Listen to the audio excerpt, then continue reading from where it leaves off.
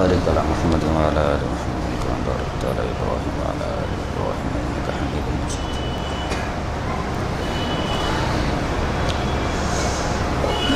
إن الحمد لله نحمده ونستعينه ونستغفره ونعوذ بالله من شرور أنفسنا ومن سيئات أعمالنا. من يهده الله فلا مضل له ومن يضلل فلا هادي له.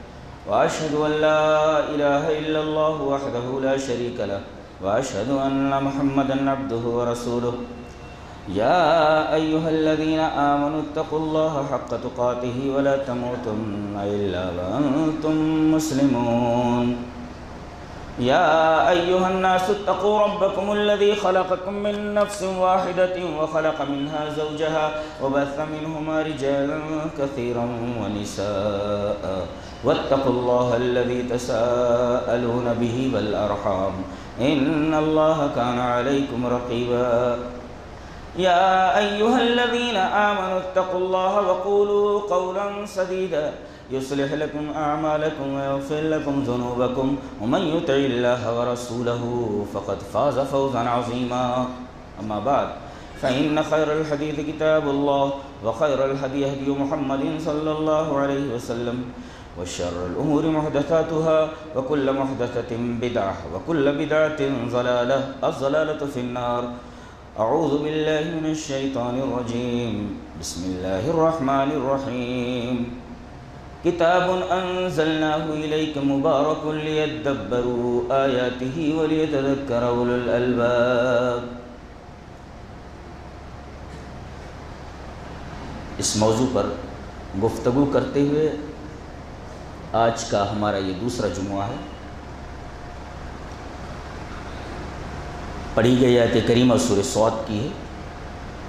اس میں اللہ تبارک و تعالی نے قرآن حکیم کے نزول کے 3 مقاصد بیان فرمائے. ایک تو یہ کہ یہ برکت والی کتاب، اس میں برکت.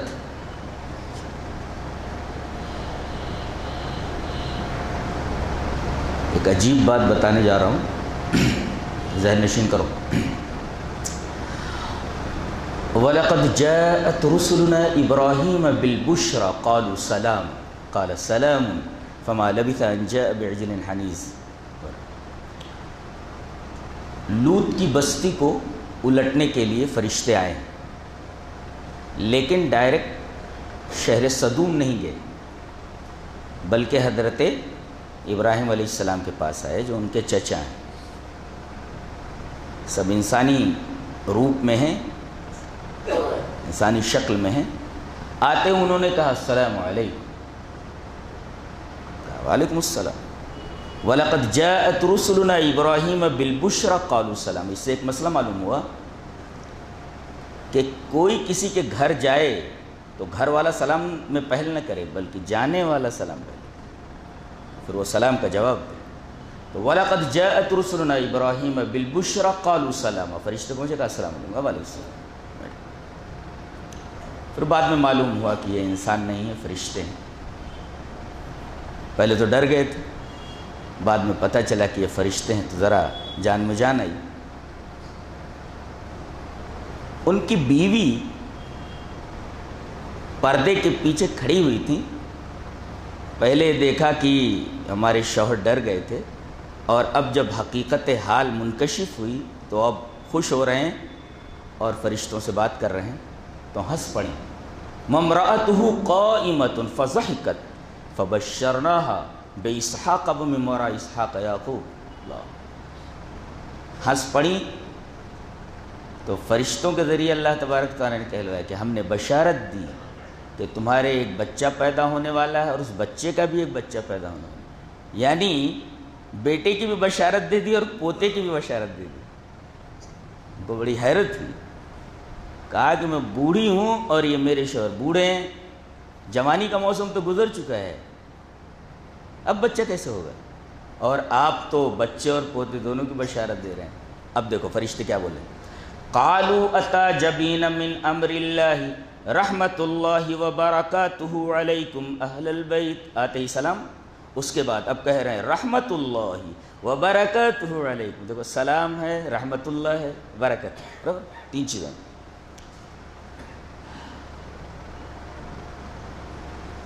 علامہ ابن قیم رحمہ اللہ نے اتنا پیارا نکتہ اس پر لکھا ہے کہ طبیعت جھوم اٹھتی. فرماتے ہیں کہ انسان اپنی زندگی سے استفادہ نہیں کر سکتا جب تک کہ تین چیزیں موجود نہ ہوں. کتنے بڑے لوگ ہیں، کتنی بڑی باتیں کرتے، کہاں سے بولتے ہیں، حیرت ہوتی. اس کا مطلب قرآن حکیم پر کتنی گہری نظر تھی ان کی. کہتے ہیں کہ انسان اپنی زندگی سے استفادہ نہیں کر سکتا جب تک کہ تین چیزیں موجود نہ ہوں. ایک تو یہ کہ تمام شر، عیوب اور نقائص اس سے دور ہو جائیں، ایک. اور دوسرے جتنی بھی خیرات ہیں، جتنے بھی خیر ہیں وہ سب مل جائیں. اور تیسرے وہ جو خیر مل گئے ہیں وہ باقی اور دائم رہیں. اب آپ دیکھیں السلام علیکم میں اس بات کی درخواست ہے، دعا ہے کہ اے اللہ سامنے والے کو، ہم کو تمام شرور و آفات سے سلامتی دے، کہ تمام شرور و آفات ہمارے قریب نہ آئیں. ایک. اور پھر کہا رحمت اللہ، اللہ کی رحمت.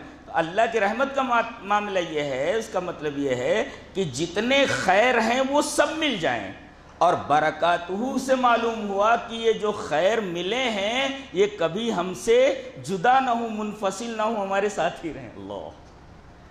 تو جتنے شرور ہیں وہ نہ آئیں، جتنے خیر ہیں مل گئے ہیں، ملنے کے بعد نہ جائیں. دیکھ کتنی چیزیں، تین چیزیں ہیں. تمام شرور نہ آئیں اور تمام بھلائیاں آ جائیں. تیسرے تمام بھلائیاں جو آ گئی ہیں وہ نہ جائیں. تین چیزیں. اللہ اکبر. زندگی بھر ہم السلام علیکم کہتے رہتے ہیں، لیکن کبھی آپ نے یہ مفہوم سمجھا ہے؟ میں تو کہتا ہوں کہ اگر صدق دل کے ساتھ کوئی آدمی اپنے کسی بھائی کے لیے السلام علیکم ورحمۃ اللہ وبرکاتہ کہہ دے، زندگی میں ایک بار دعا اس کی قبول ہو جائے تو دونوں کا بیڑا پار ہو جائے. لیکن معاملہ یہ ہے کہ ہم جو کچھ بولتے ہیں ہماری سمجھ میں کہاں آتا ہے. اسی وجہ سے نبی کریم صلی اللہ علیہ وسلم نے سلام کو رائج کرنے کا حکم دیا ہے.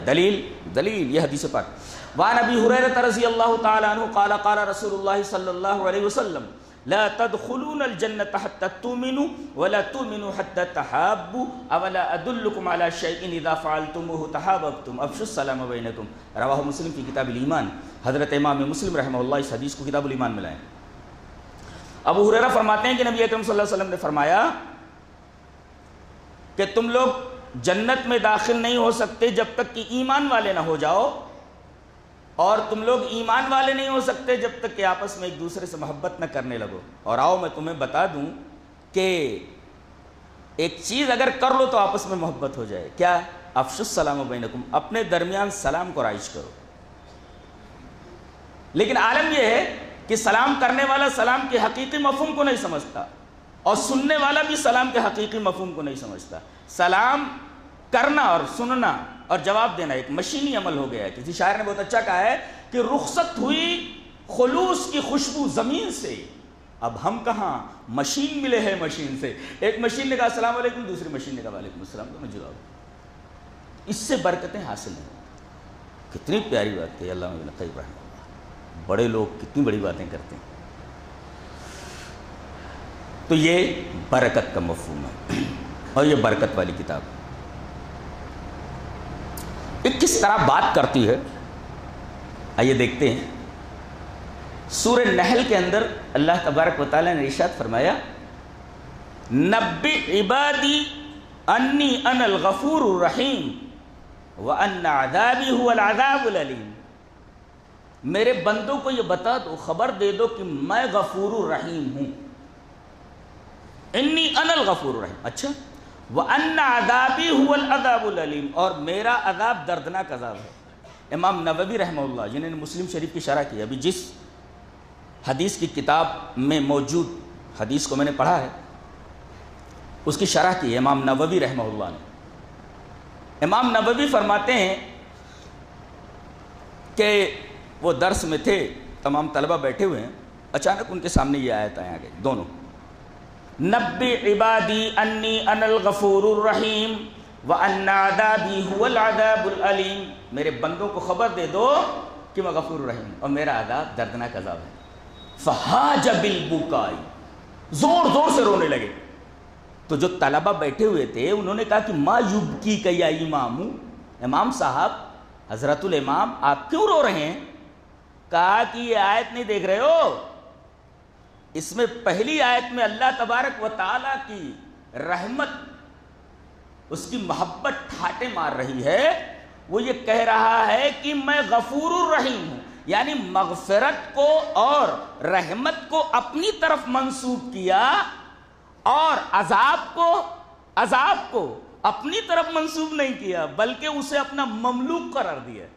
عذابی، یہ عذاب جو ہے یہ مضاف ہے اور یا متکلم مضاف الیہ ہے، اور آپ کو معلوم ہے کہ مضاف جو ہوتا ہے مضاف الیہ کا مملوک ہوتا ہے، جیسے غلام زیدن، تو غلام و مضاف ہے، زیدن مضاف الیہ، اب ظاہر ہے کہ زید کا غلام، یہ زید کا مملوک ہے جو مضاف الیہ ہے۔ تو عذابی، میرا عذاب، اللہ تبارک و تعالیٰ نے اپنے عذاب کو مملوک قرار دیا، ورنہ کہہ سکتا تھا کہ انی انا الغفور الرحیم، میں بخشنے والا ہوں، رحم کرنے والا ہوں، وَأَنَا الْمُعَذِّبُ، اور میں عذاب دینے والا ہوں۔ عذاب کو اپنی طرف منسوب نہیں کیا بلکہ مغفرت اور رحمت کو اپنی طرف منسوب کیا۔ اللہ تبارک و تعالیٰ کی اس بے پایہ اور بے کراں رحمت کو اور مغفرت کو دیکھ کر کے اس آیت کریمہ میں حضرت امام نووی زارو قطار رونے لگے۔ فہاج بالبکاء، اللہ کی رحمت دیکھ رہے ہیں، قرآن پڑھنے کے بعد، سمجھنے کے بعد، اس کی گہرائی میں جانے کے بعد اللہ تبارک و تعالیٰ سے محبت ہو جاتی ہے، محبت پیدا ہو جاتی ہے کہ دیکھو وہ اپنے بندوں کے اوپر کتنا مہربان ہے اور کتنا شفیق ہے اور کتنا رحیم ہے اور کتنی محبت کرتا ہے۔ مغفرت کو اپنی طرف منسوب کیا، رحمت کو اپنی طرف منسوب کیا کہ انا الغفور الرحیم، لیکن جب عذاب کی بات آئی تو یہ نہیں کہا انا المعذب، میں عذاب دینے والا ہوں، نہیں، عذاب میرا مملوک ہے، عذابی تعبیر بدل دی گئی، ورنہ انا المعذب کہا جا سکتا تھا، میں عذاب بھی دینے والا ہوں، نہیں، بلکہ عذاب کو اپنا مملوک قرار دیا۔ یہ اللہ تبارک تعالیٰ کا،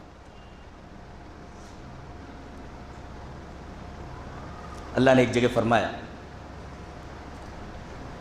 الذی خلق الموت والحیاۃ لیبلوکم ایکم احسن عملا، موت اور حیات کو ہم نے پیدا کیا تاکہ تمہیں آزمائے کہ تم میں حسین عمل کون کرتا ہے، حسین عمل، بیوٹیفل ڈیڈ، تو یہ کون کرتا ہے؟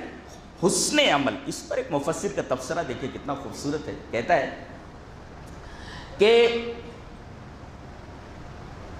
جرعۃ ماء ادخلت بغیا فی الجنہ وشق تمرۃ وقایۃ من النار وصدقۃ تطفئ غضب الرب فالعبرۃ بحسن العمل لا بحجمہ۔ کیا تبصرہ ہے، سبحان اللہ۔ کہتے ہیں کہ دیکھو اللہ تبارک و تعالیٰ کے ہاں عمل کیسا چاہیے وہ بتایا جا رہا ہے کہ ایک گھونٹ پانی نے جو اس نے کتے کو پلایا تھا اس زانی کو بغی مانے زانی، ادخلت بغیا فی الجنہ، اس زانی کو جنت میں داخل کر دیا ایک گھونٹ کتے کو پانی پلانے کی وجہ سے۔ اچھا، وشق تمرۃ، حدیث ہے کہ اگر جہنم سے اپنے آپ کو بچانا ہے تو کھجور کی 2 پھانکیں ہوتی ہیں نا، کھجور کو 2 ٹکڑے کرو تو ایک پھانک دے کر ہی جنت حاصل کر لو، جہنم سے بچ جاؤ۔ تو وشق تمرۃ وقایۃ من النار، کھجور کی ایک پھانک دے کر، کھجور کی ایک پھانک سے آدمی جہنم سے بچ سکتا ہے۔ آگے کہا صدقۃ، تھوڑا سا صدقہ، کہہ رہا ہے تھوڑا سا صدقہ تطفئ غضب الرب، اللہ تبارک تعالیٰ کے غضب کو ٹھنڈا کر دیتا ہے۔ تو تھوڑا پانی، تھوڑی سی کھجور اور تھوڑا سا صدقہ، یہ چیزیں کرتے ہیں. اب تفسیرہ اس پر اخیر میں فالعبرۃ بحسن العمل لا بحجمہ، تو اعتبار عمل کے حسین ہونے کا ہے، اس کی سائز کا نہیں ہے. اللہ تبارک و تعالیٰ عمل کا سائز نہیں دیکھتا کہ آپ نے عمل کتنا بڑا کیا ہے، اللہ یہ دیکھنا چاہتا ہے کہ تمہارا عمل کتنا حسین ہے. لیبلوکم ایکم احسن عملا، اس میں یہ پیغام دیا گیا ہے کہ آدمی عمل کرے، تھوڑا ہی عمل کرے، لیکن وہ عمل حسین ہونا چاہیے، خوبصورت ہونا چاہیے. بارگاہ الہی میں کوئی بھی چیز اگلی بدصورت نہ پیش کی جائے بلکہ بیوٹیفل پیش کی جائے. اس لیے اللہ تبارک و تعالیٰ کے حسن عمل کا اعتبار ہے، حجم کا، سائز کا اعتبار نہیں کہ کتنا بڑا عمل ہے.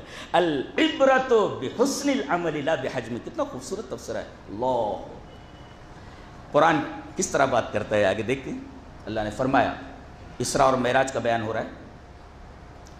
سبحان الذي اسرى بعبده ليلا من المسجد الحرام الى المسجد الاقصى الذي باركنا حوله لنريه من آياتنا انه هو السميع البصير.